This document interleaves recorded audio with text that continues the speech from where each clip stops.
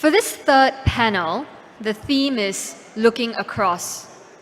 Our speakers will reflect on the core values that have shaped our society and the way we deal with social diversity. Chairing this panel is IPS Deputy Director Gillian Koh, and I will now hand over to her to introduce this panel and the speakers. Dr. Koh?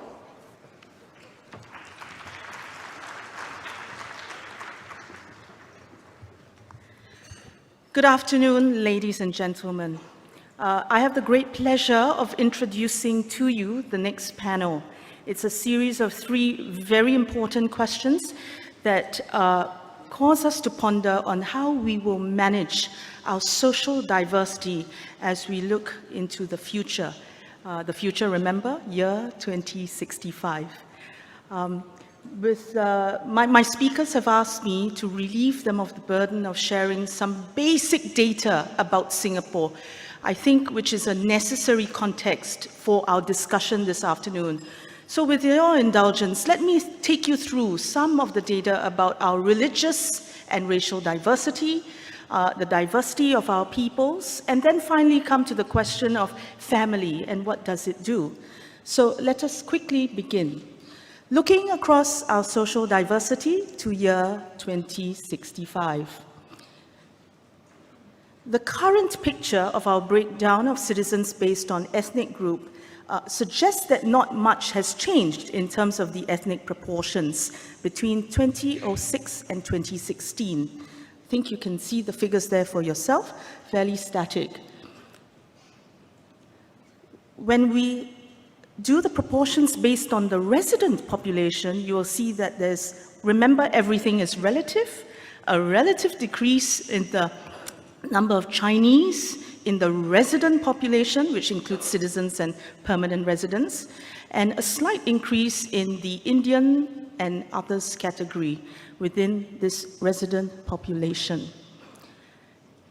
When we look at the diversity of our people in terms of their religion, you know that Singapore is the most diverse set of people on the planet, right? And what you see over time from 2000 to 2010 to 2015 is a reduction, all things being relative, in the proportion of Buddhists, but an increase in the proportion in our resident population of Christians, Taoists, Hindus, and the people who say they have no religion, a very significant proportion at 18.5% of this resident population. Now, we know that these are just basic numbers, but the spread, and most importantly, the depth of the sense of affinity to these different forms of identity on race, on religion, and of course, on linguistic divisions is not reflected in these numbers. So let's bear that in mind. And we know that from session 1 to 2, we're talking about a world in which we see the reactivation of some of the identities around race and a reassertion of identities around religion. This leads us to the first question, which my very dear friend, Dr. Norman Vasu, will address. That question is, what if, in looking to Singapore in 2065, we ignore race and religion?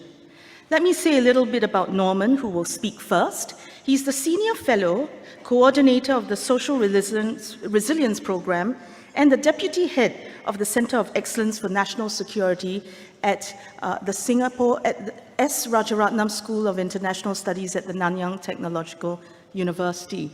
He is there at SENSE. That's what Center for National Security stands for. We consider a sister think tank. So thank you, Norman, for doing this and for being here.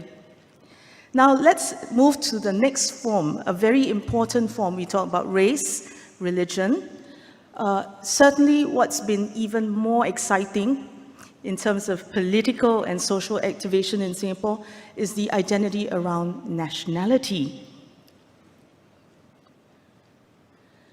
Here's a basic chart that takes you through the changes in the nationality status of the people in Singapore Cast your eye to the percentages in the row for citizens, and you see the changes from 2000, where citizens comprised 74.1% of the population, to 2016, when citizens comprise about almost 61%. So it's quite a significant change. With the population under the category of others, you see the progression from 2000 of 18.7% to 2016, where the proportion of others comprises close to 30%. Many of our friends from the business sector will feel this change very acutely. This is a counterpoint to what you just saw, right? You saw the distribution of non-citizens rising, but the rate of increase in the foreign workforce in Singapore has been falling by design, by policy design. And you see the blocks go down with a tiny uptick in 2015 to 2016, which is attributed to the rise in the number of foreign domestic workers as we age as a population. And this will, Ling Ling, this will be a nice segue to what you're going to talk about as well. So there you have it. The total population is grinding down in terms of the growth rate. What do I mean by policy? Some of you may feel that this is a nightmare, but I will remind you of the population white paper, where the long-term planning of the government has been set out with regard to population policy.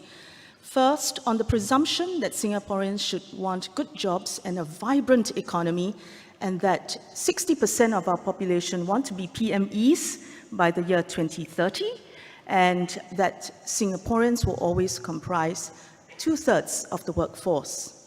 Then, with the assumption that productivity will grow between 2 to 3% in this decade and 1 to 2% in the next decade, and wishing to maintain that economic vibrancy, then the suggestion is that the foreign workforce can only be raised to a range of 1 to 2% in this decade and kept at no more than 1% in the next decade.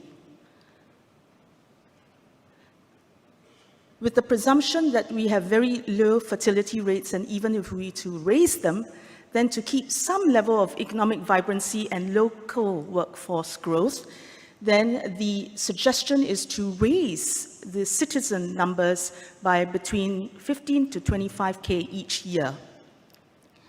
What's the outcome? Well, these are the projections that we have been working on, that the government has been working towards. For this decade, if the range of productivity growth is between 2 to 3%, workforce growth 1 to 2%, then GDP growth will fall within the range of 3 to 5%. And our business friends in the room will have to answer the question of whether we have been able to achieve that productivity growth. Looking at the future, 2020 to 2030, the presumption is that productivity growth will range from 1 to 2%, and if the workforce growth is capped at 1%, then we manage a very mature economy rate of growth of 2 to 3%. Understanding that we're working from a very high base of one of the richest, most competitive economies of the world, then this is a 2 to 3% on a very high-performing engine. So the key question is this, and this was probably one of the hottest topics in 2013. Sorry for reviving it, because the rest of the world is also asking this question. What if we cease to accept immigrants? And to address this question, we're so pleased to have Ms. Mariam Jaafar share with us her thoughts. Ms. Mariam Jaafar is partner and managing director of the Boston Consulting Group in Singapore. She's a core member of the technology and media and telecommunications and financial services practice here. And guess what? Since we are profiling all our speakers, Mariam, though you went to Stanford, you had a liberal arts exposure, Mariam is really the only engineer on our speakers podium today. She's also a member of the Committee on the Future, which is due to report before the budget. She is a member of, or the co-chair of the subcommittee on the future of connectivity. So we'll welcome you to address this very tough question, Mariam, in a little while. Finally, to wrap, let me go to the data on the last question.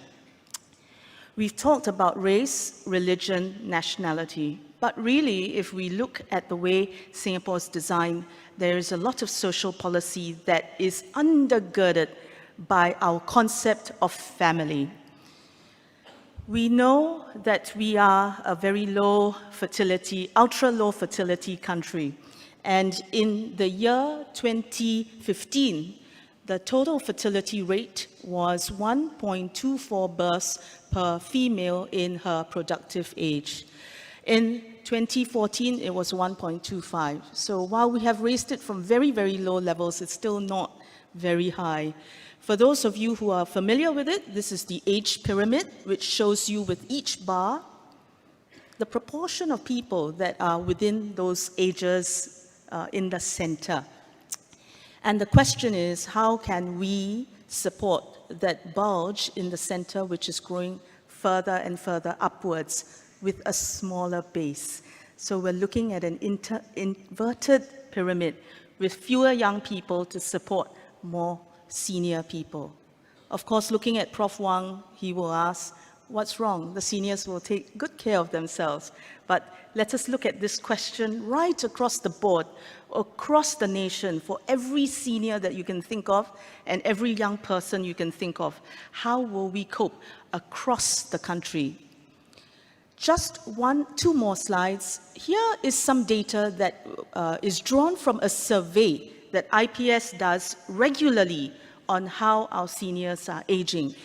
In the top column, you see that for those who are age 55 and above and were asked the question, what is the extent to which you rely on money from your children for your daily support? In 2005, it was 66% who said they rely on their children, and in 2011, it was really no different at all. Final slide is drawn from the General Household Survey of 2015, and in the first set of charts under allowances given by children, a sample of resident population aged 65 years and above were asked, how do they support themselves? Across the board among males and females, 52% said that they relied on their children, and when you break it down by gender, 61.6% of the women who were surveyed said they relied on children. So let's agree that the family is important for many things, but even in the most basic question of social support, we find that the reliance on family and children has been a very integral part of how our seniors age well. So the question is, over the next 50 years, what if family is no longer the fundamental building block of society? On this topic, we are again very, very pleased to have a dear and old friend of IPS, Dr. Tang Ling Ling, address the topic. She's Deputy Director of the Center for Family and Population Research at NUS, a social anthropologist and a practitioner. Okay, IPS is going to use this term quite often, a pracademic. So she's a practitioner who does social service on the ground, but she's also an academic. So we really welcome pracademic Tang Ling Ling addressing this third question. So with that, can I just invite you to encourage Norman to come and be bold in his thoughts? He has 15 minutes. Norman, what if we ignore race and religion? Norman.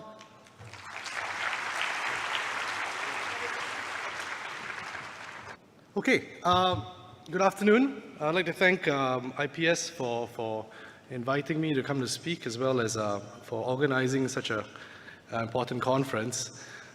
Special thanks as well go out to Jillian for making this job for me so easy, making me the first speaker after lunch, always an easy job. Second reason, I come and speak to a huge audience about race and religion, not very sensitive topic in Singapore. And then also, while you're at it, look 50 years into the future. Soothsaying is easy too. Special thanks to you, Gillian, really. So you're going to think about what if we ignore race and religion in the Singaporean context, and this is a perennial question that comes up all the time in Singapore. Can we look past race and religion? And I suspect, probably where it really came to the fore was when Rajaratnam passed and everybody got reawakened to the pledge, and everybody was thinking, can we become what the pledge aspires us to be? Another moment in time where this question probably memorably came up was 2009. As mentioned earlier in one of the questions for the other panel. So the NMP, Viswa, in Parliament suggested that perhaps we should throw energy into returning to the pledge as a core belief, where we consider these things as inalienable values. To put it mildly, he got quite a nasty smackdown, and his views were branded as highfalutin, and how the pledge, and it was a dangerous view, and how the pledge is basically an aspiration, and it's going to take years and years, hundreds of years, I believe is the exact quote, to work at it, where we become both race and blind to religion and race. So this is the premise, I would suggest, is the starting point in thinking about race and religion in Singapore now, as well as into the next 50 years. That the premise here is that race and religion, these two things are the key components that customarily fill up the basket called culture, right? And culture here is seen as largely primordial, right? It is present, it is there, it is unchanging, it is static. Culture gives us things to celebrate, but however, culture as well can be dangerous, and it can lead us to conflict, as we've seen in Singaporean history in the past. So this is the premise, the starting point for I think how we approach the multicultural in Singapore. So how do we do it, right? We go about it in academic literature, you would refer to it as hard multiculturalism. We aren't unique. This is done as well in states like Australia, Canada, and the UK. The belief here is that because culture is so important, race and religion is lived and believed, right? A government then has no choice but to manage it. So politics has no choice but to enter into the field of culture and manage it, to help people get along. To a large degree, it's seen as like a Rawlsian primary good. You need culture, you need understanding of race and religion in order to help you navigate the world, right? It gives you a manner in which to make sense of the world and your place in it. So, do we ignore race and religion in Singapore right now? We don't, right? Hard multiculturalism, once again, politics has no choice but to enter the sphere of culture and manage it to help people get along, to build a more cohesive society. These things weren't naturally evolve by themselves. So, I mean, I apologize to the Singaporeans who probably know everything up there in the bullet points, but I'll go through them one by one. So the idea here, the premise, like I said, is that we need to work at it, and the government needs to step in. So we have housing quota policies, for example, for the HDB. Social harmony is not natural. Perhaps some folk would like to cluster amongst their own ethnic or religious group. And so we have housing quotas for the HDB, for the Housing Development Board to spread people out with the belief that spatial interaction then leads to social interaction, and it leads to deepening of bonds between the different races. Then we have racial self-help groups, right? The premise, once again, is that culture is special. There's something special about a particular ethnic group, and only they understand their problems, right? They understand their problems to a greater degree than anybody else can. So it's best that we have these self-help groups so they can manage their own problems and their own understandings of their problems. And then we have the GRCs, right? So it moves into the political sphere here because we want to manage culture. So we have the GRCs, and what the GRCs prevent here is that if Singaporeans wake up collectively mad on election day and decide to vote along racial lines, we're still going to get some minority representation in Parliament. Elected presidency, I mean, was hot for a few months ago. And the idea here is if people do continually vote on race, we might not get a minority president, so we've got to make these tweaks and changes. And then finally, you know, it goes into the sphere of education as well. Culture is so important, right? Race is so important, and these are key components to this thing in this basket called culture, but you've got to fill it with other things, and you fill it with things like language. So yeah, that's why you have the mother tongue policy in Singapore. So the Chinese learn Mandarin, and Malays Malay, and the Indians have a bigger spread, I admit that. So this is the state of play where we are right now. So if we want to think into the future, is this the only game in town? I'll offer two alternatives, and we'll see whether it gets any traction with the crowd. So your alternatives here would be two. The first one is revolution, and the second one is evolution. So with revolution here, what can be suggested is that we shift, we move. This is just a complete flip side to the current model, right? The state, instead of having truck with culture, detaches itself completely. The state practices something called benign neglect and is difference blind. The state's not interested in whether cultures flourish. It's not interested in whether cultures thrive or die. The state's only interested in attending to its citizens as citizens. That's it. It has no role in steering culture or to ensure its survival. So culture here, and the premise here is culture is it's important. You don't have to say that culture is unimportant. It's important, but you step back and say, okay, but it is something for people. It's a private sphere issue, and you have to go find your own good life, and the state shouldn't meddle. Yeah. There are pros and cons to this, right? The first, of course, the first pro is this. There's a lot of optimists like this. They see it as a way of moving past, become a post-racial kind of society. So the state has to move away from it. People can find their own good life. Race slowly ebbs away. That's a pro.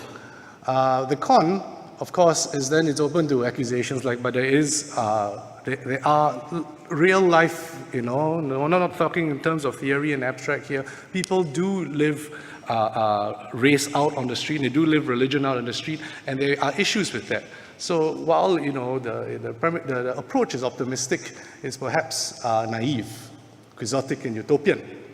So that's one of the cons for the revolution approach, the approach where we practice something called benign neglect. Alternative two that we may want to consider here is is evolution. It's evolution on the current Singaporean model.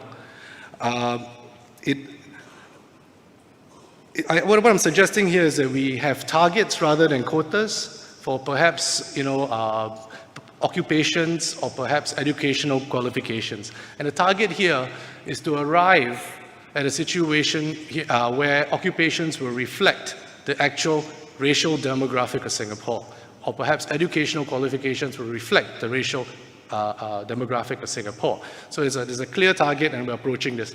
When I had a conversation with Gillian about what I was going to present, she described it as the Singaporean model on steroids, right? It's what we call it Singapore Plus, yeah? I expected to get a chuckle out of that one, but clearly not. Okay, so like I said, this is the Singapore Plus model. We set targets, and perhaps we want a racial demographic to be represented in occupations or perhaps educational qualifications. What are the pros of this? What are the benefits of having something like this? Well, one of the benefits of this is that if there was a Singaporean culture, it would really gel with the Singaporean culture because it would be a KPI, and we are a KPI-obsessed nation. So we know what we want to achieve, and we should try to work towards it, right? It's also it's a kind of interesting approach as well, because as opposed to quotas, right, that tries to fix an outcome, what you're forced to do with a target is think through the structures. There may be impediments to reaching a particular outcome. So you're forced to attend to those.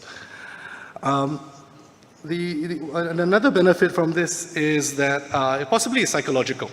You know, if you guys, well, in the 80s in the US, right, the constant lament for African American culture was that young African American boys had nothing to aspire to and nothing positive to look forward to aspire to, because everybody that they could look up to was either a gangbanger or a sportsman, right? That's why the Cosby Show was a big deal, right? I mean, now we would, of course, have an issue with that, but you get the idea. You have to see a middle-class African American family on TV. You know. So that's another positive. It's psychological. You see the world kind of similar to what you see around you, and you can aspire to it. What are the cons of this? Okay, the cons for this is very similar because it's basically the Singapore model. We're adopting it and we're trying to tweak it. So it comes with the same problems as the current model will have, you know, and the current model is open to the accusation that it is actually, because you attend so much, right? If you attend so much to all these spheres of life, right, what you're effectively doing unwittingly is entrenching difference, because people live difference all the time. So the development of commonality becomes very difficult. It's impeded by this desire to help. So it's kind of ironic that way. So, but you know, is a model nonetheless, and perhaps it will gel with the way we tend to approach things in Singapore, which is a very pragmatic way of approaching these issues, where you set a target and you try to achieve it by the most efficient means possible. So what I've done here, I'm running out of time, what I've done here is given you 3 possibilities to begin the conversation, right, effectively. The first one is we keep what we have as it is. There's a piecemeal fix to this. It's a Burkean in its approach. We just tweak it as we go, or what we need to attend to when it comes up, we attend to it. And then the one alternative to that, like I said, is a radical overhaul, right? We change everything, and the state steps back. By the way, another con which I didn't mention about the benign neglect model is that I think people fail to realize how hard it is for Singapore if we were to step back, right? And if the state stepped back, because you have to undo all these policies as well. So it will upset the balance quite radically. And it'll take a lot of bureaucratic energy to unwind all that. And then the third thing that I've offered here is this idea of evolution. As opposed to radically overhauling the current approach, we may want to consider moving it forward via this idea of targets. So I'll end on that note. Look forward to having the discussion Q&A later. Thank you.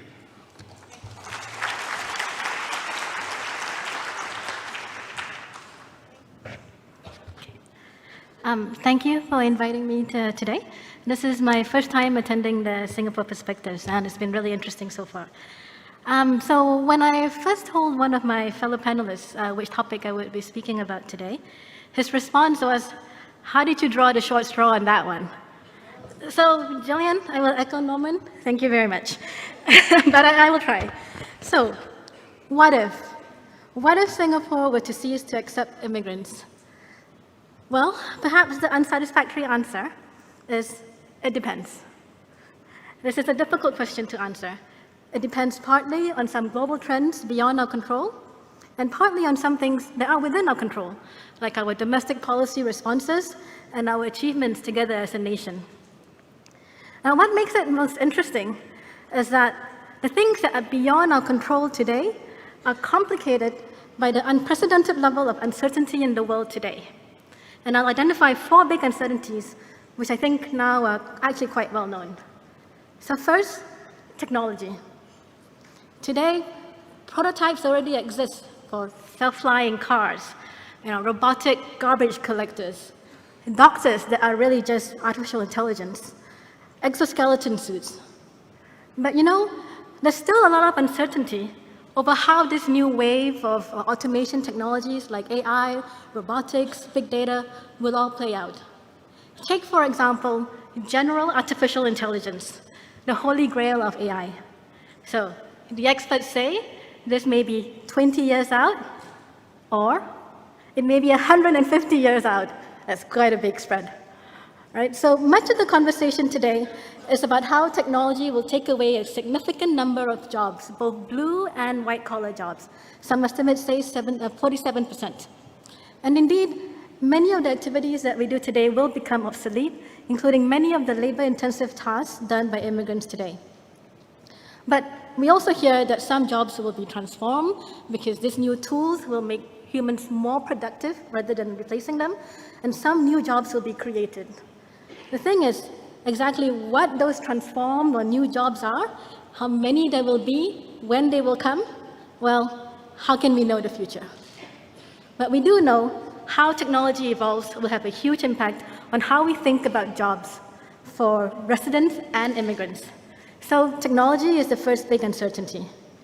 The other three uncertainties are social, political, and economic in nature.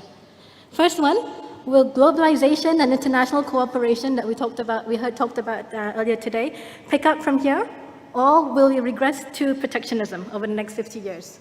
Secondly, will income inequality continue to grow, or will we find a way to get to a path to inclusive growth? And third, will polarization, this disturbing trend that's continuing to take root today, continue to take root, or can we actually rebuild trust so that we can become more cohesive again and go back to the politics of we? So those are four big uncertainties: technology, globalization, income inequality, and societal divisiveness. Which way they go depends not only on globalization and technology, but the institutions, policies, and politics that the big economies of the world engage in. As a small city-state, Singapore is highly exposed to these uncertainties, and how our domestic policy responses and how we adapt will be critical. Now, what I want to do next is actually draw a 2x2 matrix. If you know where my firm, the Boston Consulting Group, popularized the cash cow matrix, I'm not going to talk about the cash cow. I'm going to talk about a science fiction matrix, since we're talking about a 50-year scenario here. So if you make a 2x2 matrix with, on the y-axis, technology, and then social, political, and economic development on the x-axis, where on the right you have progressive, integrated, and inclusive development, and on the left you have regressive, divided, and unequal development, well then, in the top right, we get this great AI society, where technology has advanced significantly and created awesome opportunity and productivity. General AI and robotics have become pervasive and broadly replaced human workers in many activities. But they've also created new models of value creation in an advanced digital economy where the marginal cost of production is low or near zero. The economic adjustments from displacements have been smooth and the benefits well distributed, allowing prosperous, sustainable, inclusive, and long lives for all of us. Talent, capital, ideas are fully mobile across national boundaries. And like the utopia in H.G. Wells' novel, Men Like Gods, the concept of the nation-state has weakened with the rise of decentralized, self-organizing communities that transcend national boundaries. Now, below that, what if you don't get this discontinuities in technology? Well, that's my incremental diffusion scenario, or what I call my back to the future scenario, because we still don't have those hoverboards. So technology here, you get technology allowing a gradual increase in automation and software tools that support people in their day-to-day work and improves quality of life. But the slower pace of change here helps to create better predictability and certainty for governments and businesses to plan. Globalization has continued, goods, capital, talent, fully mobile, facilitated by regional and pan-regional cooperation. Now, if I move to the left side of the matrix, on the top, you get what we call a divided dystopia. Here, the benefits of technology are significant, but they have entrenched power in corporations and a few wealthy elite. Machines have pushed the majority into joblessness and poverty. The middle class is gone. Economic and digital divides have led to regular social disturbances and toppled many governments, causing people to turn inwards and put up barriers to globalization and trade. Finally, on the bottom right, The balkanized ecosystems. This is an Orwellian future where the world is in a state of perpetual conflict. Economic and political unions have all broken down. The EU is no more, global FTAs, all ripped up. Recurring cyber attacks have caused governments to restrict the internet, moderating the advance of technology. Productivity is low, and the general standard of living is lower, as consumer goods are scarce and expensive, and available mostly to the upper classes in an unequal society. So, each of these scenarios present different opportunities and challenges, and they require different policy responses. And how we respond to them could lead to very different national outcomes. For example, in a great AI society, if we close our doors to the best high-skilled talent and entrepreneurs who are going to create these new innovations, it is likely that we will fall behind, because they are free to go wherever they want, to whatever countries will welcome them. Whereas if we go out to attract and retain the best of them, perhaps the next Google might yet be started in Singapore. And by the best global talent, I mean both foreigners and Singaporeans. Because as the concept of the nation state weakens, how do you build that connection back to your diaspora becomes really important. Now, whether we choose, on the lower end, whether we choose to accept immigrants or not, well, it doesn't really matter. There are no jobs, they won't come anyway. Right? So in this scenario, if we were to cease by saying a blanket restriction on immigration, you would probably lead to Singapore losing competitiveness and subpar growth. So my answer at least, to what I feel, what if Singapore were to cease to accept immigrants? It depends on how these scenarios play out, and our domestic policy responses will determine the impact on the growth of the economy. Now, I think it's important to actually, just crystallize one premise here, and that is, immigration is all premised on growth for me. And why does growth matter? As Jeremy discussed earlier, there are many other non-economic indicators that matter, that measure a country's progress and well-being. My firm has a Sustainable Economic Development Assessment Framework. It tracks 43 different indicators.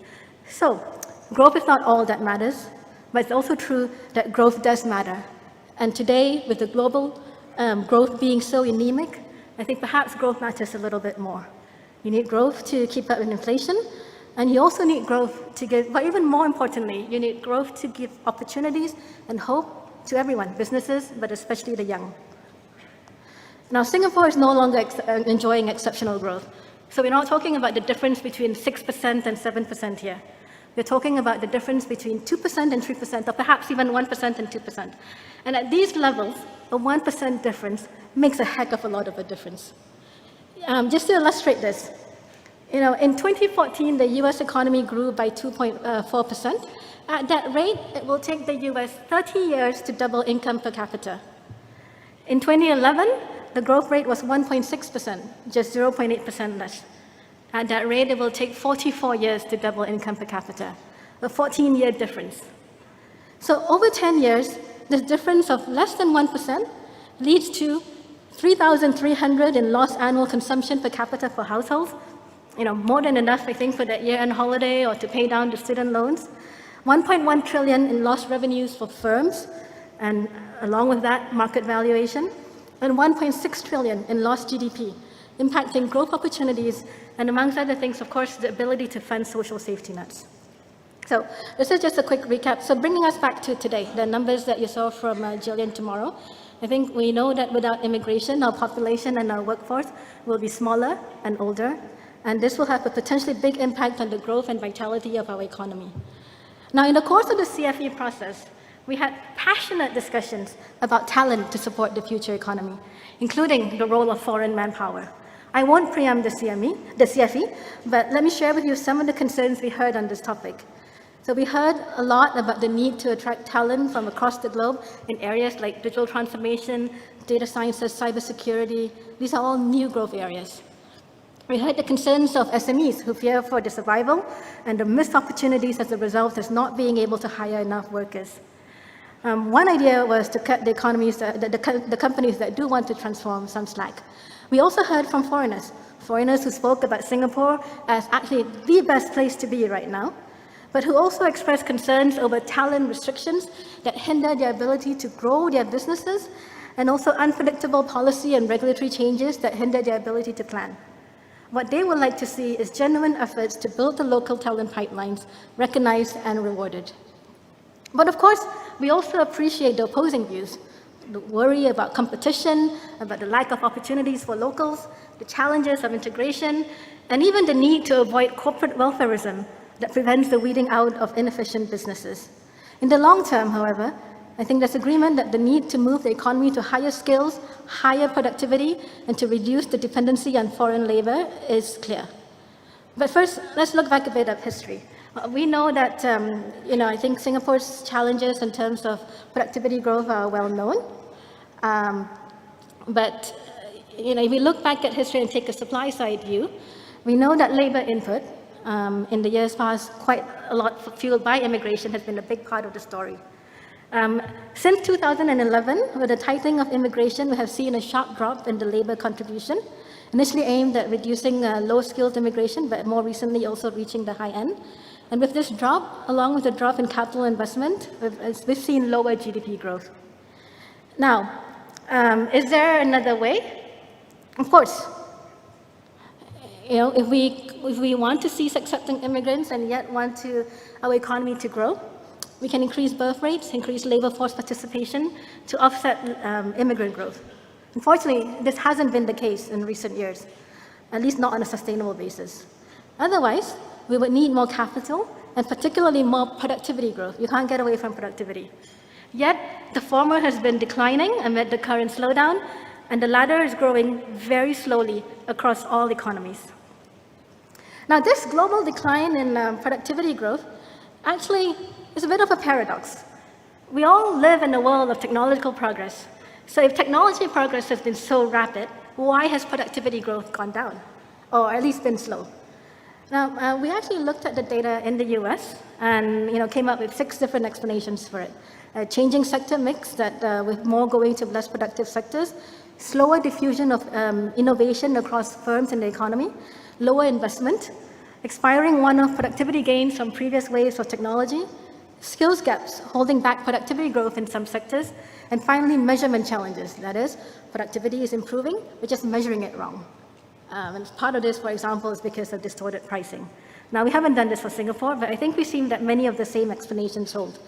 Of course, we shouldn't extrapolate today's constraints to the future, but the question remains, if we turn off the tap today, where will growth come from? Now, if we look at a few examples, say Japan. I think Japan's economic miracle years were always held up as the example of how productivity growth can allow really rapid growth without a high immigration ratio, less than 0.5%. But now, after the last 2 decades, even Japan is seeing that they need to start accepting immigrants as their population shrinks and ages rapidly. So,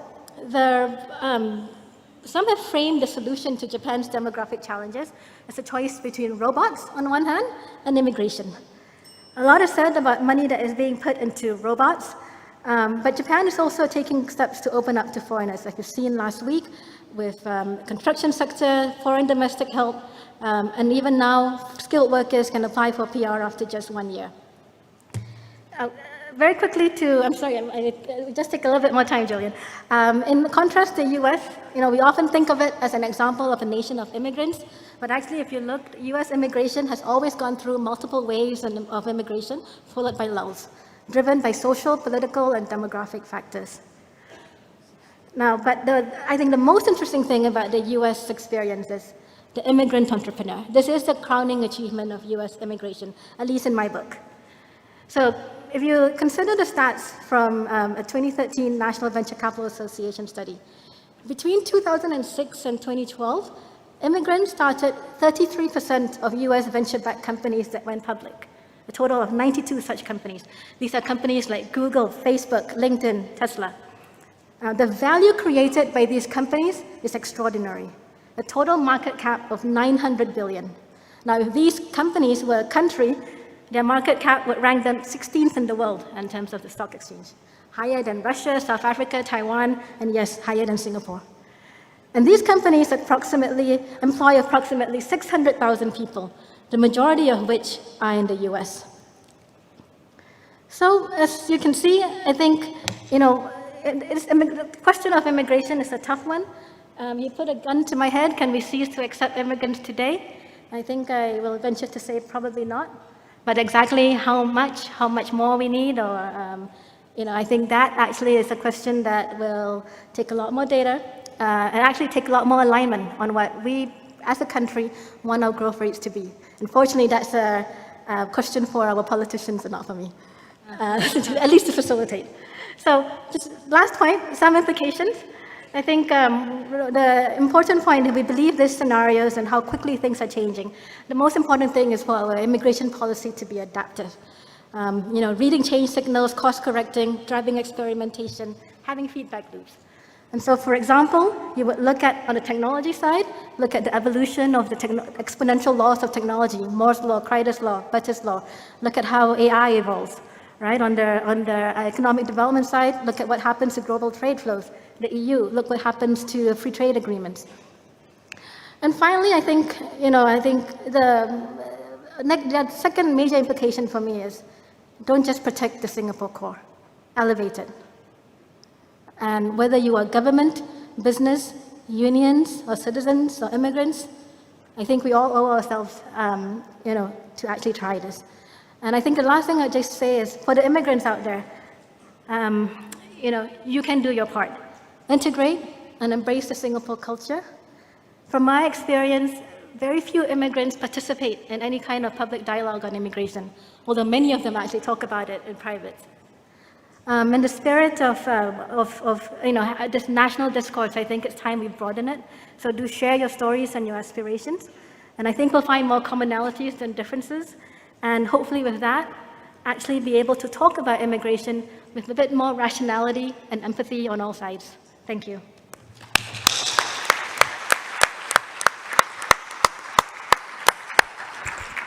Thank you, Miriam. Good, my mic is on. They've allowed me to say something now. Thank you so much for that. Thank you, Norman, also for your presentation just now. Over to Ling Ling, please. You have 15 minutes. Thank you. Hello, good afternoon. Thanks. Really thank you to IPS and especially to Gillian for this opportunity to ponder upon the family, an institution that's considered quite a given and in our lives and entrenched in the Singapore policy. But of course the question here, Gillian kept telling us, is what happened in 2065? Will it stay the same, say in 2065? Now, first, let's take a look at the slides here. Gillian shows the 2016 pyramid. That's the one on the right. But we can see how it has changed over the years from a pyramid to something that's quite unlike a pyramid now, and how that is the basis of all our concerns and worries about the future. So this one, I want to show you about 3 countries, Japan, Singapore is in the middle, and then Thailand. Japan has been a very fascinating case study for many of us in looking at aging especially. And by 2016, it has already been, the shape is actually quite distinctively different from the other 2. And I think Thailand is very interesting because Thailand is really experiencing rapid aging that we may not have noticed. All of us, I think, go to Thailand for holiday and you think there are a lot of young people, but it is aging at a rapid rate. The total fertility rate in 2015 is 1.5. Japan is 1.4, and Singapore was 1.25. Okay, so this is 2065. Japan, Singapore, Thailand. Can you see the difference? So by 2065, we are all the same as an aging society with, I think, if we are looking at this, I think they don't include immigration considerations or numbers and that, but you can see that Singapore actually have a very narrow base of young people there. So the fact is, all these countries will be top-heavy aging society, and then how will family change by 2065? It is common when we discuss about social cultural changes in Singapore to state that family is changing. Then the question is, will the change lead to the scenario where family is no longer the fundamental block of society? And here when we talk about change, it could mean changing structure, which is quite common where we talk about how family size is changing to be smaller. There are more people who are living alone now, more one-person households compared to before. And it could also refer to changing value, where people feel that the value of filial piety, defining intergenerational family support, has weakened. And people in the 50s, belonging to the sandwich generation, often like to see themselves as the last generation of the filial children, because they will still hold a sense of responsibility in caring for their elder parents, but they cannot expect the same from the children in the future. And another way to look at family as changing is to recognize the diversity that there are in what we call this term family. How do we define family? Well, here I would just refer to the family basically in terms of the socially recognized legitimate family form consisting of legally married parents, children born within the legal union. But at the same time, we have to recognize that there are a lot of diversities that's coming along. Fortunately, over the years, we do see that in legal arrangements covering public housing, income tax deductions, CPF, etc., there is a suggestion of this increasing awareness of the existence in diversity of actually family types in the policy, but there is still much room to recognize family forms that differ from the actual legal marriage type. So I'd like to set this discussion mainly from the aging policy perspectives, given my interest in it. And if you look at Singapore's aging policy, we all know that it is a very family-centric one to begin with. So the family-centric policy can be seen in this many helping hands approach, outlining the family as the first line of support. So what does the first line of support means here? From this report on the aging population, it says that we believe that the family is the primary care unit and the bedrock of support for seniors, and family must be supported and strengthened in its ability to care for its older members to ensure that institutionalization remains a measure of the last resort. So this focus has stayed consistent since the first National Report on Aging Policy recommendation was implemented in 1984. So this whole focus on the family as caregiver for its older members, in fact, of course, have invited a lot of criticisms. For example, one is that there's so much emphasis on familism, you give family members very little choice, because this idea of familism reinforces the notion that family care is the best for frail older persons, although family members expected as caregiver may not be the most suitable and qualified to provide care. But I think the criticisms that we all have about this whole family-centricness is not so much to be against the idea of family should provide care, but more of the objection of perhaps a kind of a fatigue towards this overtly explicit message that family must care in a certain way. In fact, expectations on the family norm, in other countries is common. The role of families is often assumed and implied, instead of being overly reminded, like in Singapore, with this kind of enshrining with the Maintenance of Parents Act. So the government's frequent emphasis on family and aging care may in a way suggest the uncertainty ahead about whether we can really rely on the family as a first line of support for older members in our society. Some may see that, well, the government is overreacting, because if you look at various indications, there are, of course, a lot of reports, surveys, polls that shows that Singapore family is strong. Singaporeans value family. They are committed to the family institution, and this even applies to the millennials that are below 30 years old, seen as the group most likely to abandon the so-called traditional values like filial piety.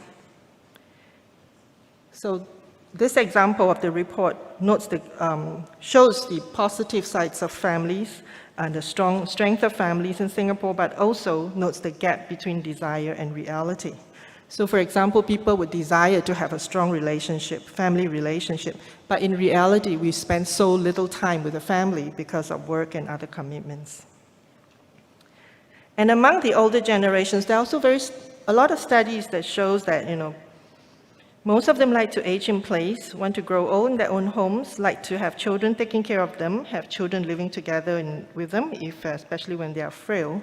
But at the same time, majority are worried about who will take care of them in old age. So recent reports, such as the Lien Foundation and NTUC Income Report, show more of the younger age group, 30 to 44, as worried about growing old. More are worried about the ability to age in place. So they want to be independent, not to depend on the children, even when the children is available. So the report also shows that the older age group show preference for senior apartments or nursing homes as alternative living arrangements. About 50 to 60% of them say that. And for the younger group, there are more interest in retirement homes, in assisted living, and other kinds of arrangements that outside what we conventionally know. So given these contradictory trends of the likelihood of a strong family to continue, but on the other hand, this reservation to expect care from the family, I think both scenarios are possible. First, by 2065, it is possible that what are we doing now? This current approach of family-centric focus will continue. It may further be strengthened. What we have done in terms of family-friendly workplaces, support for caregivers, financing, help for healthcare financing, and retirement financing, and so forth. It should go on, and it should be further strengthened. And then family will perhaps become much more important to all of our lives because there are so few family members now, looking at the demographics, that everyone becomes very precious. But the second scenario is where family is not there. Then what other kind of relationships can there be to provide the kind of support for us? Okay, I'm not going to talk about financing here because CPF, annuity, various healthcare points are actually already in place now. And if it is working, if it is done well, I think it's going to provide it will provide good support in that sense for older age in 50 years' time. But let's look at other possible scenarios in instrumental and emotional support. So for example, I ask people, because after knowing that I'm going to talk here, I asked a lot of people, what's going to happen if family is not going to be your support? Many of them told me friends. They say, oh, they have very good friends. Friends are possible to be like a family to them. I remember interviewing in one of my projects on caregivers. I interviewed one interviewers, and we always gave them this kind of circles, concentric circles, and say, okay, you are in the middle. Who do you see? If you say this person is a close friend or this person is close to you in your network, then where do you place this person? So this interviewee is almost 60, single. She's taking care of her mother with dementia at home. She has a sister, also single, and then together they are the caregivers. When I asked her who is her inner circle of support there, and it seems natural to think that, well, she might probably be putting her sister living together and her sibling, a family, but she in fact put two friends. She indicated two friends as in the inner circle and these are friends from her former workplaces and who have been providing a lot of emotional support, especially for her. The second possibility is neighbors.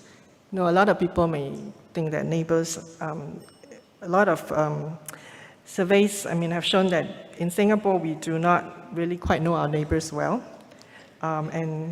And that's very different from the kampong days.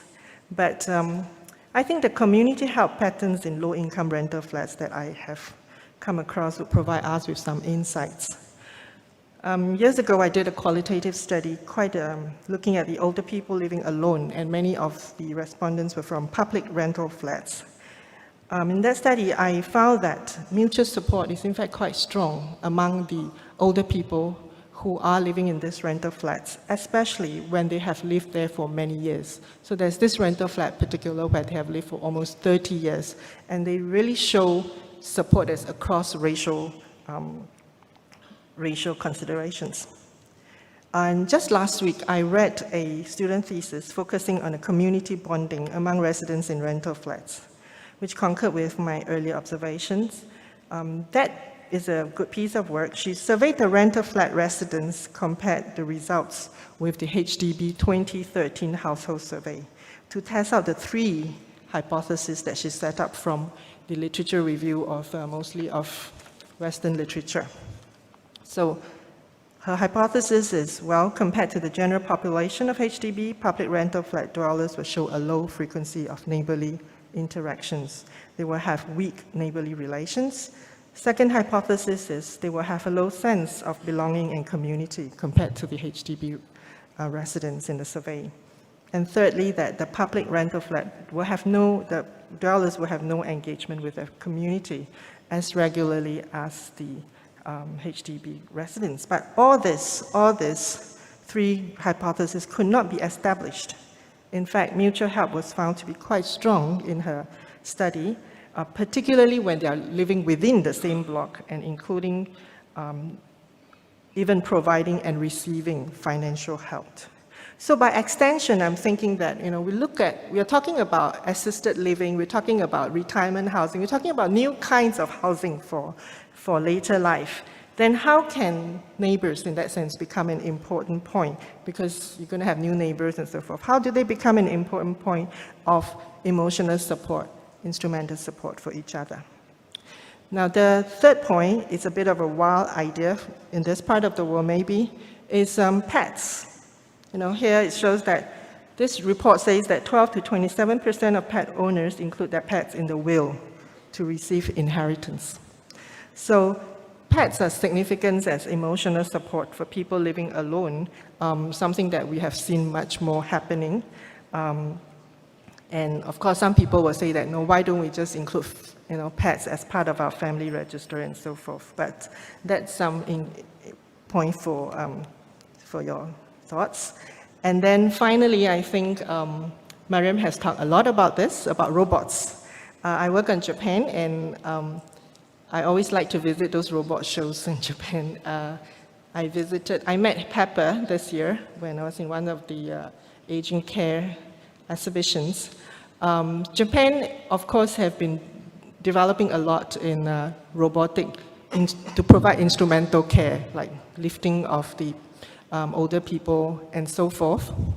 But recently, it's interesting that they have also developed into emotional kind of support. So Pado is one very interesting one where they have research to show that it has, in fact, quite provided good emotional support for older people. And then Pepper is a new one that is said to be a robot who can read emotions. So we don't know how much robot is going to develop in the next 50 years, but there's likelihood that perhaps we will all have one at home for different purposes. So my time is up, so I'm just thinking about how good, will all this alternative in replacing the family, substituting the family, providing an alternative way to fulfilling our relationships support that we need for well-being in old age. But I think it's important to think that family is changing, but it may not have to be changing to be weaker. It can be strengthened depending on what kind of, maybe technology is one, what kind of other solutions and relationships we pull in to help us as we age. Thank you very much.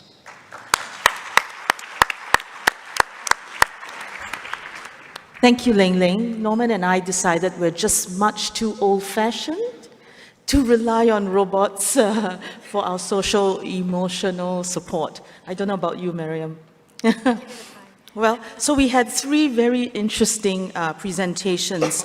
Let me just do a quick recap. Norman offered you 3 models.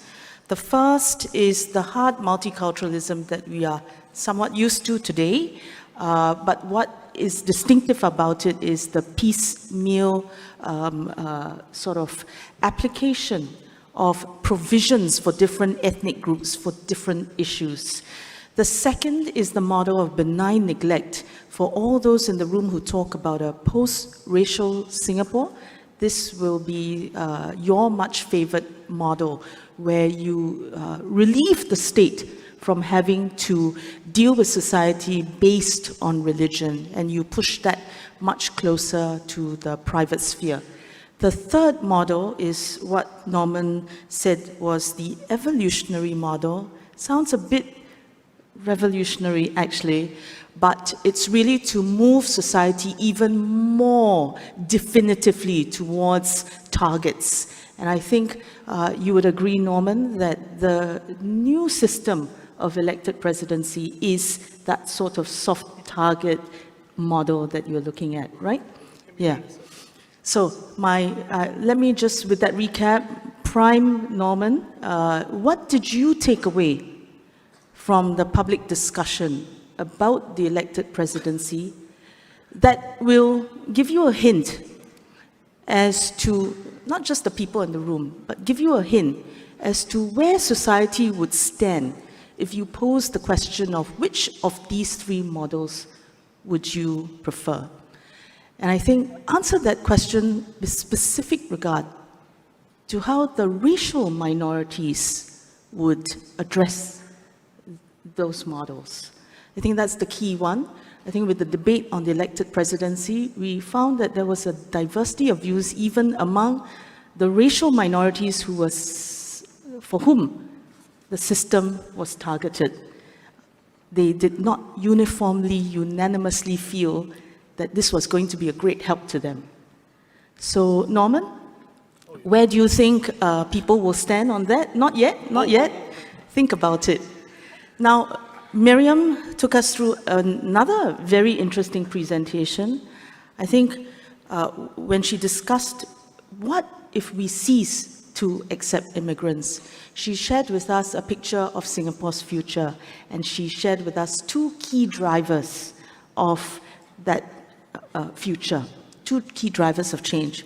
Technological change, whether we have a broadly diffused technological revolution, which is an ongoing one, or whether we'll have discontinuous technological change, which is more unpredictable, and we're not sure which way it will go. Then on the other axis, she talked about whether we become a more inclusive society or one that leaves people out, that's a very unequal society.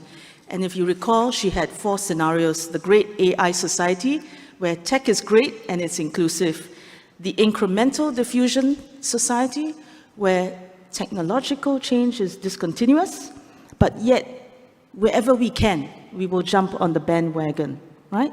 Then on the other side, where there is technological diffusion, but it results in an unequal society. So that is the divided dystopia. Very unhappy about immigrants at that point in time. And then finally, the last picture was of discontinuous tech and unequal society, in which case you have a balkanized, a set of balkanized ecosystems, everybody playing in their own little space. Each has a different possibility for immigration.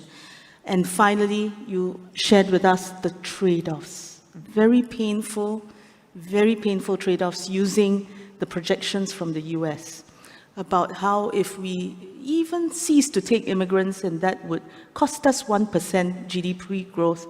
Using the figures of the US, you are highlighting the costs to us if we were to sacrifice that growth. So that's a key question put out there for us. But I think, Miriam, you know, help us a little bit, because the question is not just about dollars and cents. In a way, springboard a little bit of what Norman is saying. And I think the question is, how do we better integrate the immigrants that we'll probably all agree we need, both at the low-wage, low-skill work, where we just don't have enough Singaporeans who want to do that work, and at the high-wage, high-level knowledge workers who themselves are caricatured as living in balkanized ecosystems of their own. So I think does a business person or a person who wants to present us a business case of having immigrants have an answer to the social question? Okay. Finally, Ling Ling, thank you so much for your presentation and the alternatives you highlight to us to family. In fact, many of us will say we value our friends even more than our family. But in Singapore, we have many laws and lots of support for ensuring that family comes first. The key one that comes to mind that is probably the harshest is the maintenance of family law. I think, most of us in the room will feel that family is important. But what of those who feel that their family has done nothing for them, in fact, has been a source of unhappiness? Is it fair? Is it time for us to question whether we still need that law?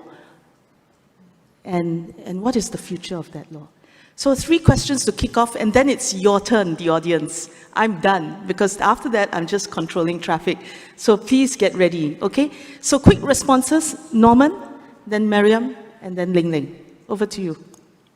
Thanks for that, Gillian. So if I understand your question correctly, what you're asking me is, what would my impression be based on the debate on the changes to the elected presidency, and then based on the debate, where would people stand with the 3 models, right? Yes. The traction they would get.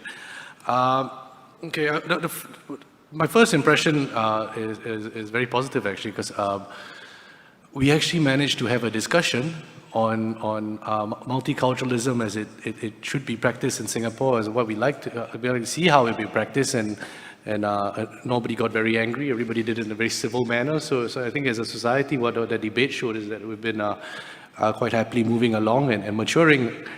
And where would they stand then based on the debate?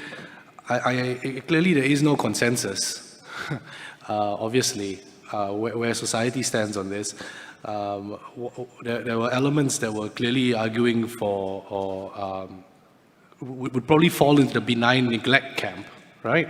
So we shouldn't tinker with these things, and this should be left to the people to slowly evolve. And then there certainly was the other camp, which was in the Singaporean model camp. This is a piecemeal fix to see an outcome that we require. There was the argument.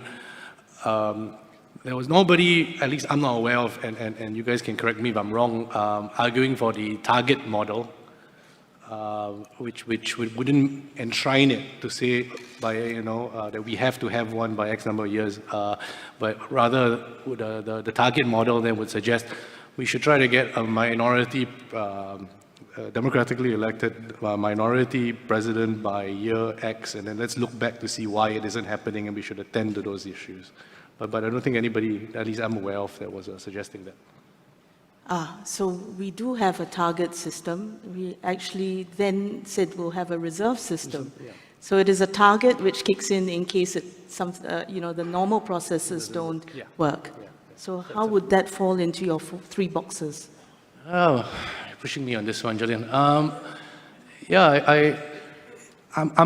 unsure whether I would put that in the current model or the target model. Right. But I suspect it just goes into the current model, because if we did the target model, Yes. then you'll have to have some introspection to figure out why you don't think it's going to happen and to attend to these issues. Okay. Yeah. All right. Okay. And finally, how do you think the racial minorities would view those models? Anything in particular you want to say? I don't think there's consensus, like I said. I think whether you're a person who's a minority in Singapore or majority, I think there's no way of using ethnicity to put somebody in one of these camps. Yeah. Yeah. Right. Okay. Good. All right. Satisfied customers? If not, please line up at the mics now. Over to Mariam. So I think your question was on basically how do we handle the social integration. Yes. And actually, I didn't get to talk too much about the last slide, but that would have addressed some of that. Right? So I think, as I said, everybody has a part to play here. integration is important. And my last call was actually for the immigrants themselves to actually make the effort to immigrate, to integrate. Yes. So I think if I just break it down into the different stakeholders for governments, a few direct and indirect things, right? So, how do you foster an inclusive culture? Doing things, and you can use, to some extent, you can shape that, right? Because I think every society has probably a certain level of acceptance as to how much foreigners they can actually assimilate. And that number will actually change over time. But you can shape it by some extent by, for example, in France, if you want to become a French citizen, you have to be able to speak French, right? So I think language is a very important thing because, we heard Jeremy say that the first step is listening. I think the steps are actually listening, understanding, and then actually talking and having that dialogue. So, I think language actually becomes quite important for the government to think about. And then indirectly, I think And then in that case, if I stop you there, you're just talking about English. That's it. Yes, actually. Okay. And I think indirectly, I think it's the things you do actually for the citizens, right? So how you rethink social systems and policies, because at the end of the day, a lot of this is all about relative sense of how each group is doing. I think for businesses, I think it's time for actually businesses to actually also adopt more inclusive social strategies, and then also to shape a credible and inclusive and trust-inspiring narrative on this. So, if you have a program where you actually build a local talent pipeline, make sure people know about it, right? A very interesting example I saw was in the US, there is a firm, a venture capital firm. So I started my career in venture capital, so I have a bit of affinity for it, called Unshackled Ventures. And it actually is a firm that funds only immigrant entrepreneurs, because immigrant entrepreneurs actually have a lot of trouble getting their H-1B visa when it's not sponsored by a company. And so what they do is, beyond just giving funding, they actually act as employer sponsors for these H-1B visas. But the way they look at the criteria for investing, I think one of the things they say is they want to make sure they have a target of actually creating companies that will create 100,000 American jobs. Now, that changes the conversation, right? And I think for citizens, I think we have to play our part too. I think we have to be open, kind, and gracious, because I think, that is the way we should be. If we are going to be, there's a song, actually, by the composer of a national anthem that's probably a bit less well known. It's called Orang Singapura, which describes what it means to be a true blue Singaporean. And if I translate it, it goes something like, if you're born a true Singaporean, your heart must be kind, filled with courtesy and grace. And I think that's what we actually really need to think about, and if we think about how we're going to integrate immigrants. Oh dear, Norman, you and I, do we qualify? Kind, courteous, and gracious. You're all three. Yeah, come on. Okay, I thought we were all the bad guys here. Thank you, Miriam, for that. If you have anything to add to the conversation about immigrants, please get to the mic soon, okay? Ling Ling, before we cut to Paul. Hi. Well, in fact, the maintenance of family law is not something that's only happening in Singapore. If you look at other countries, there are a lot of other countries that have such laws that stipulate that you should be supporting your parents. So even in the US as well. But sometimes when I read the cases, for example, in the US, it is still, for example, nursing home. Your parents go into the nursing home. The nursing home is the one that wants you, to sue the children to pay for the nursing home expenses and so forth. So that could be quite ugly. That could get into, if parents choose to go very luxurious nursing home and expecting the children to be paying. So, so I think from my experiences with, talking to people who are in, especially if they're low income, they do not have contact with their adult children, it seems that the law is not very effective because a lot of people out there that have no connections with their children, is in dire need for financial help, are not going through that route because they don't want that, well, maybe they don't want to wash the dirty linen in public and so forth. But because the law is there, sometimes it really it disadvantages those people who really can't contact their children, can't get any support from their children, but cannot get money from, cannot get public assistance and so forth, because record shows that they do have their children that should be supporting them. So in a way, the law may not be really helping people like this. And then I also realized that I have a colleague, in fact, is working, her research is precisely looking at the adult children that are involved with this, being called to because of this law. And a lot of tussles and unhappiness, in fact, is among the siblings. Because one might say, why am I paying for your parents and you are not doing so? So a lot of other complexities are out there. It's not as simple as because my parents need help and I don't pay for them, then I evoke the law. So it's a lot about emotions as well. And the law is pretty interesting because it's reciprocity, right? It's based on reciprocity. So if you can show evidence as children that, hey, my father didn't take care of me, and you could actually go away with it. But then in the event of doing so, of course, it breaks relationships. Yes. So I would say that the law started to have reconciliation since 2011 and seems to be doing quite well in being able to help families to really see the situation. A lot of children, in fact, say that they hated the father, especially a lot of cases are with fathers. So they hated the fathers, but when they look at, they haven't seen the father for maybe 40 years. And this case came out, they're being called to, and they met the father, and they say they changed their mind because the father has become somebody else. He's so old now, he really needs help. So some children are doing it not because it's their father, it's because of this they feel that they need to help somebody who is in that kind of situation. Yeah, so if the reconciliation measures are doing well and strong, I suppose we could really relook the law itself. Thank you, Leng Leng. All right, so that's great. We have 3 questions. Let's take them together. Speakers, get ready. So Paul first, and then the gentleman there, and then the gentleman there. Okay, Paul. Thanks, Julian. The condition you had for me coming here was to ask a question, so I'm going to do that. My question is actually based on the assumptions from your presentation and from Mariam's. They seem to be based on the assumption that GDP growth is a good thing, and it's something that's really, really important. If we don't get GDP growth, it'll be a disaster. But as you know, I believe in Schumacher's argument that growth for the sake of growth is the philosophy of the cancer cell. And, my wife and I, we have no children. So in the view of the last speaker, I guess we are doomed to work until we die. But one of the good things is we don't have to take holidays during school holidays.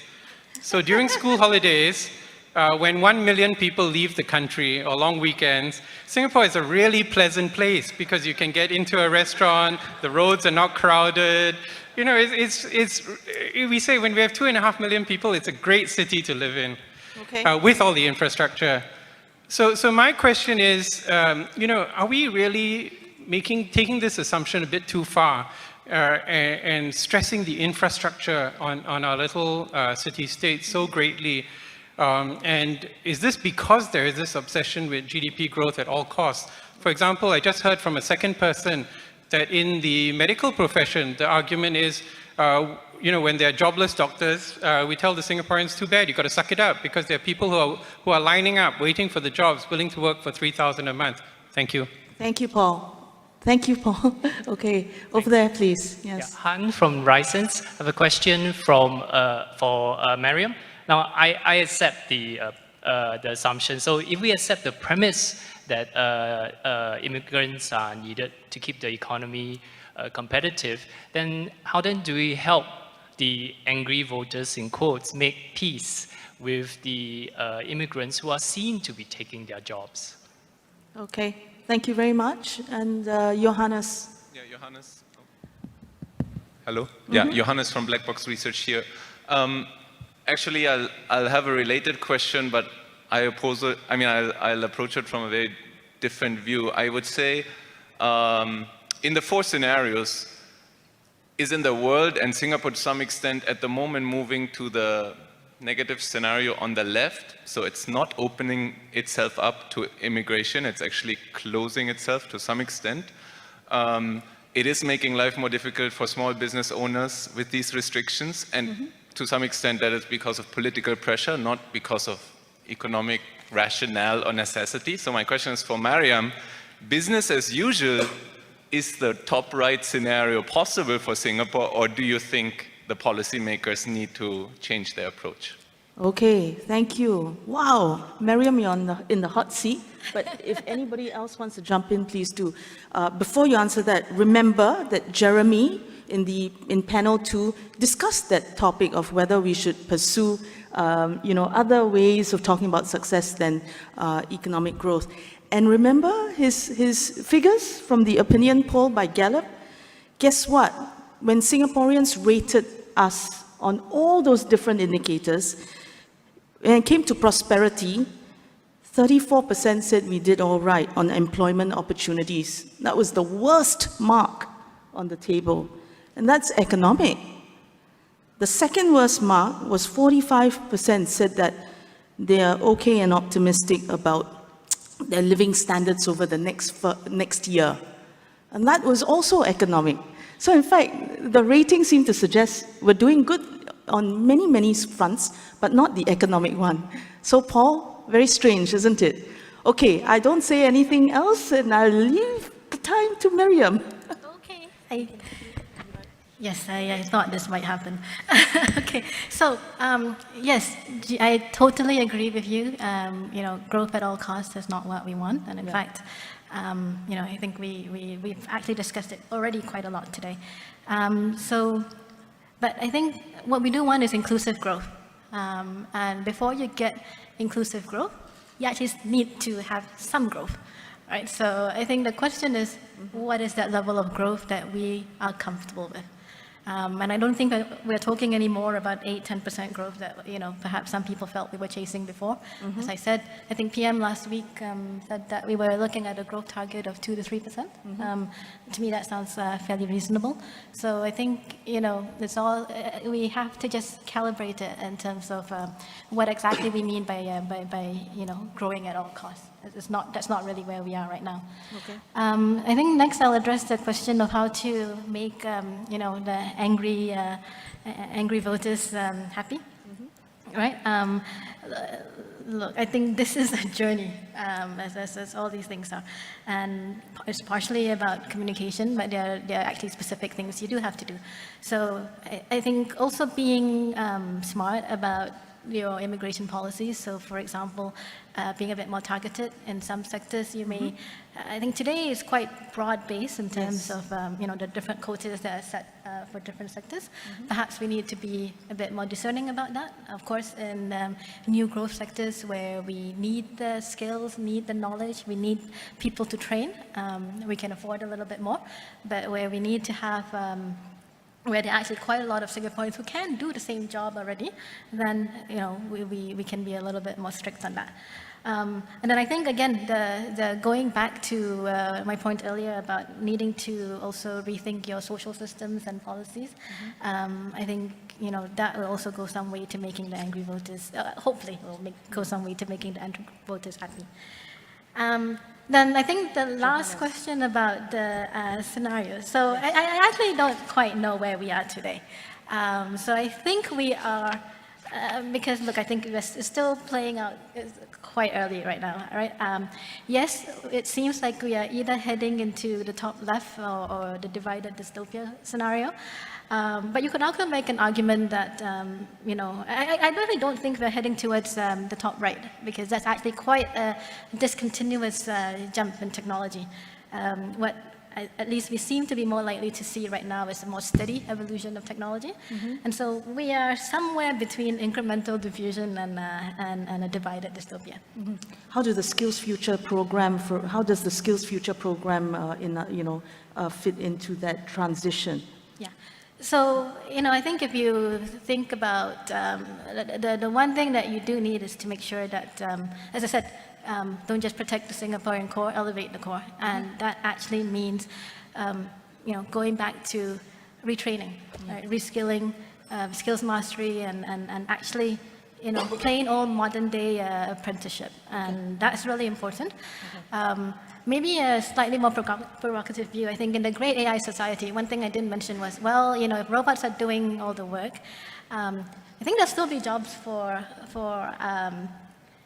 people, but it may be, you may be working 25 hours a week instead of 40 hours. It's not too bad, right? You can't complain. Depends on what you're paid. And so what that means is you have more free time. Yeah. And so this whole idea of lifelong learning and skills reskilling that you see in Skills Future is not only it's not only economic and direct. I mean, I think very few people actually think that the classes they go to will land them a job the next day, right? But it does make sure that you expand your horizons, think about what you can learn, and actually perhaps I don't think we should all go out there and try to be CS majors. I think that would be a disaster for Singapore. But at least we can all learn to embrace technology and use it in the best possible way. Okay.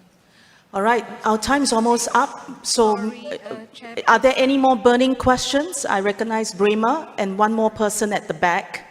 Yes. Okay, rapid fire round. Okay. Very short question.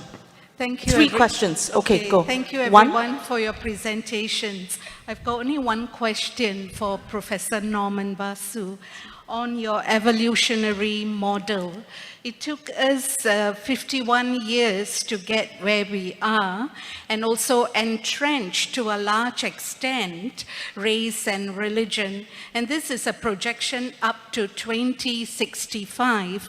If we follow the evolutionary model, and I looked at the 5 categories, in your opinion, what do you think we should start cracking at, and can we reach that by 2065? Thank you. Okay, more specific on the final model. Okay, gentleman there, please. Yes. Yeah, hi. Good afternoon. My name is Jia Wen. My question is with regards to race and integration in society. So it seems to me that this current generation of Singaporeans is actually a lot more homogeneous than in the past. So for example, we all speak English and Singlish. And I feel like we all share more similar life values and life experiences than before. Certainly, I think that I have a lot more friends from different races than my parents did. So to me, my personal observation is that the biggest divisions in society today are not really between Singaporeans of different races, but really between Singaporeans and non-Singaporeans. Okay. So I think my question to Norman and maybe Gillian is, do you agree that society is becoming more homogeneous, or rather more heterogeneous but in different ways? And how do you see our policies evolving in response to that? So for example, do you ever see a future where we have housing and school quotas also, not just for the races, but also for Singaporeans and immigrants? Right. Thank you. Okay. Norman and Miriam, please. I'm not a speaker. Okay, final question. Thank you, Ambassador. Thank you, Gillian. 2 quick questions. First one to Norman and Gillian.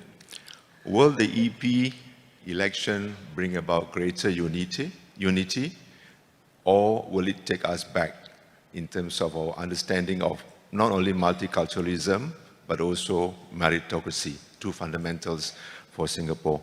Question for Mariam. You did not touch about immigration and race. When policy was first announced, in fact, I was asked, and I said it's a good policy, but please make sure that the percentage of Malays do not drop drastically. But in fact, ESM assured me, don't worry, because that time the Malays were 4.6, I think, reproduction rate, so high. But now, Malays have dropped from 15 to 13%, Indians have grown. Will there be a reverse? For example, Indians become 13, 14, 15, and the Malays become 8%. And what are the ramifications for that? Thank you. All right. I'm not going to answer a question. Norman, it's all yours, okay? Okay, nothing for Ling Ling? All right, so speakers, can I invite Norman to start, then Miriam, and Ling Ling, just give us your final word, then we'll wrap, okay? So over to Norman. Yeah, great question, Brahma. What do we do, as we move towards 2065? Which one do we attend to based on that list that I gave, right? I I wouldn't actually attend to those things. My argument would, I wouldn't tweak what we already have. So what I would suggest is that we should look at perhaps something that can be attended to quite easily, which and aspired to, which would be educational qualifications and perhaps occupations too. So it's a novel idea to think it through because it pulls all of society together to work towards one end game, right? So private enterprise has to get involved, right? The government has to get involved. So everyone's working together towards a particular goal. So I would attend to those two things rather than the list that I put up. So just to be clear, you're saying a certain targeted percentage from this racial group to be studying this discipline, yeah. and you want X number of doctors by year X you want X number of doctors by year Y to reflect the racial demographic of Singapore. Okay. Yeah. Right, understand. Yeah. Okay. So that would be the suggestion. Whether we're becoming more homogenous, Yeah. well, we certainly developed it was an odd way to develop. Well, not that odd. It's an odd way to develop some form of commonality via xenophobia, spike in nationalism as well. Nationalism is an interesting thing. It makes you take pride in something you've never done and hate people that you've never met.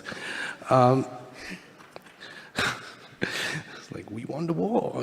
Anyway, so, yeah, I think the intra-racial differences are greater now, right? Because it hasn't been a seamless plug and play of ethnicity where, we're falling birth rates for example, Chinese people. Let's take another Chinese person from over there and bring him here, and then we're all the same, right? They all should get along.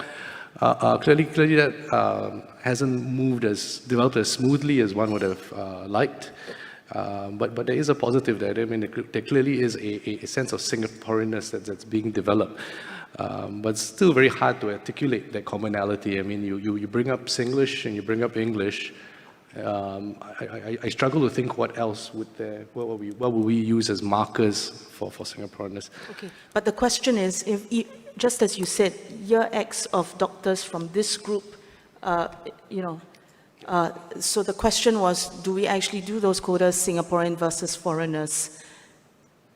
If you feel that the distinction is really not as severe between the ethnic groups as between Singaporeans and non-Singaporeans.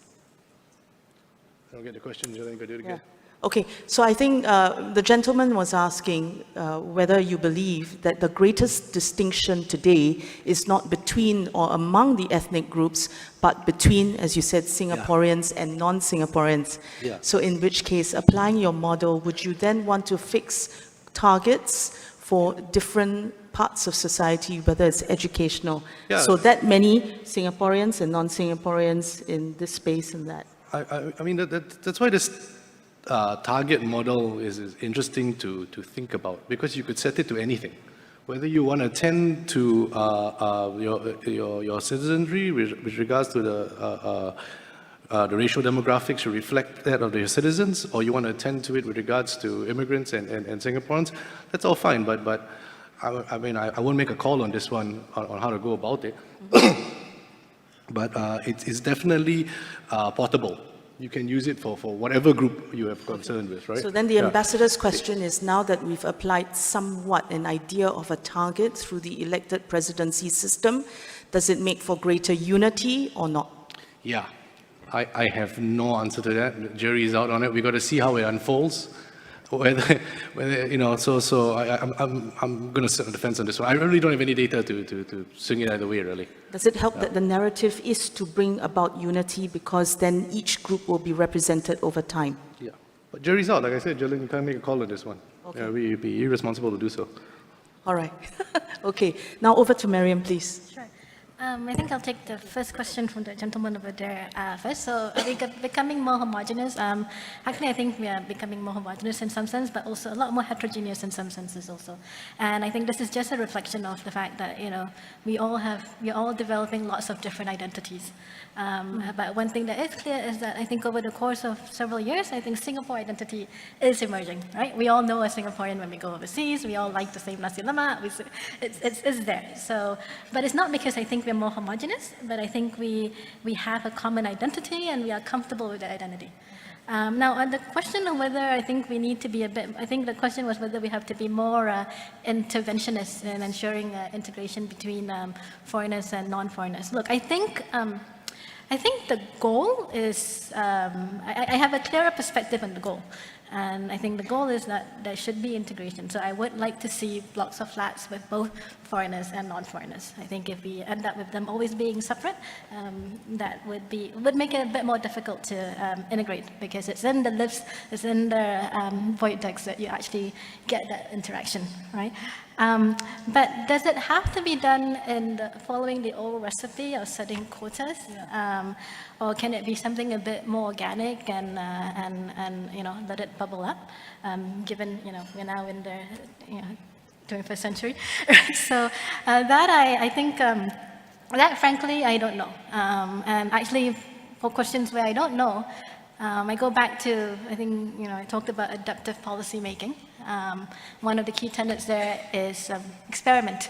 Right, so perhaps do some experimentation, and I think we are doing some of it already in, when it comes to companies by having these fair employment policies, and let's just watch and see whether that becomes something organically natural, or whether something more interventionist is still needed. And then to the third question of, I think it was about how do we feel about the impact on the Malay population, or at least the representation? So I think, first of all, I guess I go back to the data. Based on what you had shared, Jillian, I think what I saw at least was that there hasn't been actually a huge shift in the percentage of Malays in Singapore. Look, personally, I'm very comfortable, whether I am, I'm used to being in an environment where, in school, sometimes I was the only Malay in the class. I can work very effectively there. I have clients in KL, in Malaysian GLCs where it's all Malays, and I work very well there too also. Because with each of them, my identity is different, right? So, it's a fellow Malay, and I speak Malay to them in Malaysia. I think that works well.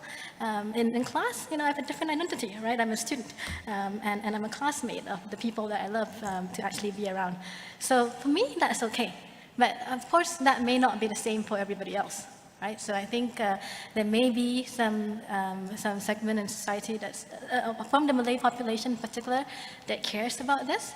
And I think, I think how it has evolved is probably not by accident, right? Because I do think probably on balance, maintaining that ratio is probably important. But, it's actually something that's actually quite easy to control, right? Because it is entirely in the government's prerogative, who they grant citizenships to, who they don't, and things like that. But I think just watch the assumptions that are implicit in this, which is that, do we believe that the Malay population fertility rate will continue to be higher, or will it actually converge towards the mean? And also, if we, there's also an implicit assumption that, within the group of immigrants, you don't have actually, Malays or Indonesians in there. So I think both those assumptions, one could question. Okay, thank you. Ling Ling, any last final words?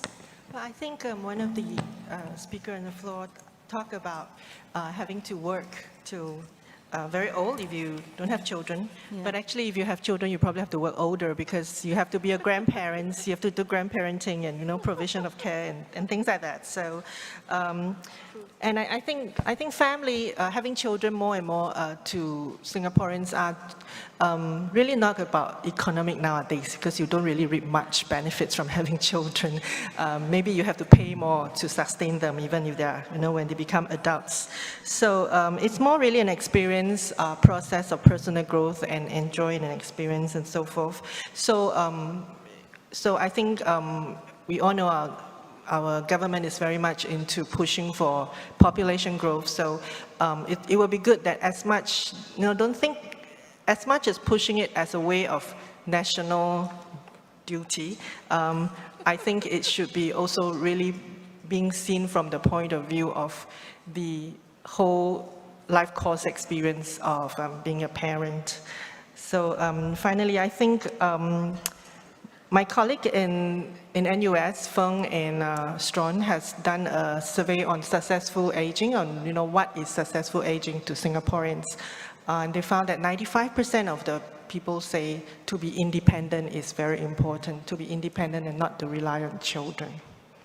Thank you. Okay, very good. So to the first question, what if we ignore race and religion? We have a few models. The question is then, which will make for greater unity across Singapore, right? As brought up by Ambassador, that key question, I think that's what we are asking. What if we cease to accept immigrants? You shared with us, Miriam, the sort of trade-offs, but I think we are concerned about much more than the dollars and cents. And so you had many suggestions on how the different stakeholders across society, including business, can do better to bring down the sense of threat of immigrants and bring up the level of acceptance of immigrants. What if the family is no longer the fundamental building block of society? Ling Ling, you shared with us that Singaporeans, even young Singaporeans, believe in family, although they are concerned about how they will go on in life. And you also shared that many are finding that they have meaningful and supporting relationships among friends, neighbors, especially among the poor, which is surprising, and that we can explore many other avenues. So with that, I hope you feel that it was time well spent listening to my three friends on this panel, and you'll join me with a hearty round of applause for their effort